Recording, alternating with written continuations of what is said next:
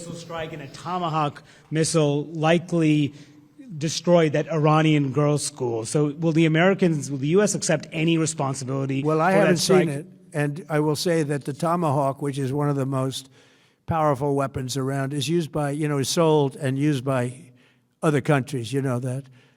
And whether it's Iran, who also has some Tomahawks, I wish they had more, but whether it's Iran or somebody else, the fact that a Tomahawk is very generic, it's sold to other countries, but that's being investigated right now.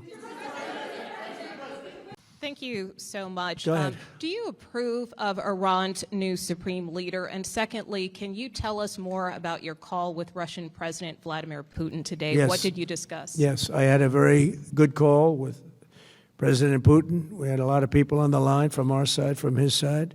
We were talking about Ukraine, which is just a never-ending fight. And look, there's tremendous hatred between President Putin and President Zelensky. They can't seem to get it together. But I think it was a positive call on that subject. And we obviously talked then about the Middle East. And he wants to be helpful. I said, you could be more helpful by getting the Ukraine-Russia war over with. That would be more helpful. But we had a very good talk, and he wants to be very constructive. Yeah, please. Yeah, please. Thank you, Mr. President. On Iran, you called it an excursion. You said it would be over soon. Are you thinking this week it will be over? No, Are you talking but soon. about days? I think soon. Okay, and with respect Very to... soon. Look, everything they have is gone, including their leadership. In fact, there are two levels of leadership, and even actually, as it turns out, more than that. But two levels of leadership are gone. Most people have never even heard about the leaders that they're talking about. So it's obviously been very, very powerful, very effective.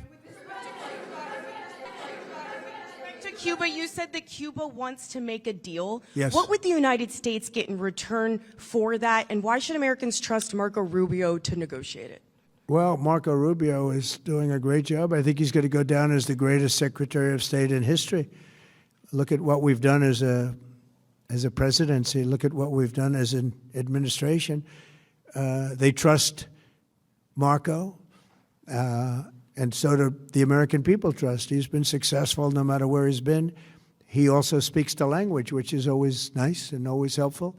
But he's dealing, and it may be a friendly takeover. It may not be a friendly takeover. It wouldn't matter, because they're down to, as they say, fumes. They have no energy. They have no money.